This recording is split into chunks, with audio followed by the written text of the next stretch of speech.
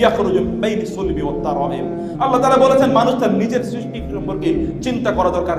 তাকে আমি কি থেকে সৃষ্টি করেছি, আমি তাকে কি থেকে সৃষ্টি করি? তুমি তো তোমার নিজেরই জানো না। তুমি গোটা পৃথিবী জেনে তোমার লাভ কি? অন্য কোথায় কি হচ্ছে না হচ্ছে এটা জেনে তোমার লাভ নাই। তোমার পূর্বপুরুষদেরকে, তোমার দাদা যদি বেঁচে থাকে, দাদি যদি বেঁচে থাকে, নানা বেঁচে থাকলে, নানি বেঁচে থাকলে তাদেরকে একবার জিজ্ঞেস করে দেখো তাদের লাইফটা কেমন গেছে। তারা প্রচন্ড শান্তির মধ্যে, প্রশান্তির মধ্যে তারা কাটিয়েছে। কিন্তু এখন কোনো শান্তি নাই, প্রশান্তি নাই, শান্তি নাই, প্রশান্তি নাই। কয়েকদিন আগে তোমরা দেখেছো একটি ছেলে একজন মহিলাকে বিয়ে করেছে, মহিলার বয়স 40, ছেলের বয়স 20 বা 25, এবং সর্বশেষ ওই নারী আত্মহত্যা করেছে। এগুলো তোমরা শুনেছো না সোশ্যাল মিডিয়া?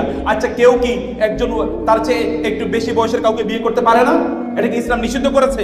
রাসূলুল্লাহ সাল্লাল্লাহু আলাইহি ওয়াসাল্লাম যখন খাদিজাকে বিয়ে করে রাদিয়াল্লাহু তাআলা আনহা, তখন অধিকাংশ বর্ণনার মধ্যে খাদিজা রাদিয়াল্লাহু তাআলার বয়স তখন 40।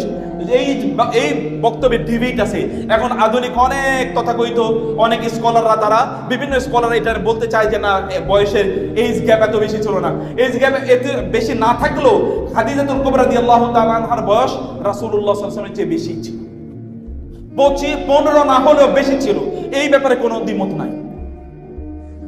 রাসূলুল্লাহ সাল্লাল্লাহু আলাইহি ওয়াসাল্লাম যদি তার চেয়ে বেশি বয়সের একজন নারীকে বিয়ে করতে পারেন, যিনি এর আগে তার স্বামী মারা গিয়েছেন, এরকম একজন নারী তার আগে বিয়ে হয়েছে অথচ তিনি তখন বিয়ে করেন নাই, তাহলে এটা কি সমাজে কোনো স্টিগমা? এটা কি কোনো অপরাধ নাকি?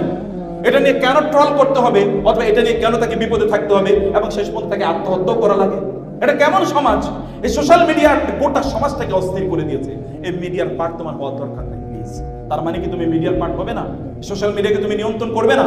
করবে, করবে, অবশ্যই করবে। তা কি জন্য? তা তোমার কল্যাণের জন্য।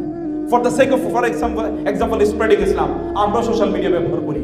কিন্তু আমি তোমাদেরকে এখানে যারা আছো তোমাদেরকে আমি বলে যাই, আর বলা হয়, আরবরা বলে ইউরাফুর রাজুলু বিসাদিকিহি, ইংরেজিতে বলা হয় a man is known by the company he keeps. তোমার বন্ধুদের মাধ্যমে তুমি পরিচিত হবে। আমি তোমাদেরকে বলি, তোমাদের ফেসবুকের প্রোফাইলটা আমাকে বলে দিও, একবার বলো, আমি প্রোফাইলটা দেখে বলে দেবো তুমি কেমন চরিত্রের মানুষ। আর কিচ্ছু বলা লাগবে না আমাকে। তুমি গত 20 দিন তোমার ফেসবুকে কি লিখেছো, কি বলেছো, এটাই বলে দাও what sort of personality you আর।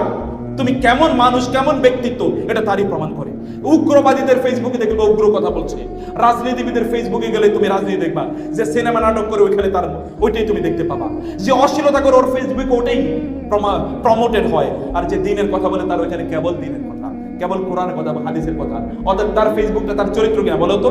তার ফেসবুকটা তার ফেস, বুক না থাকলেও ফেস আছে। এখনকার ছাত্রদের মধ্যে একটাই আছে, ওরা বুক হারিয়ে ফেলছে, এখন শুধুমাত্র ফেসবুক নিয়ে আসে না এরকম। এখন বই বাদ, এখন শুধু ফেসবুক। বুক একটাই, তা হলো ফেসবুক। এটা না লাগে কোনো টেবিল, না লাগে কি কোনো কলম, কেবল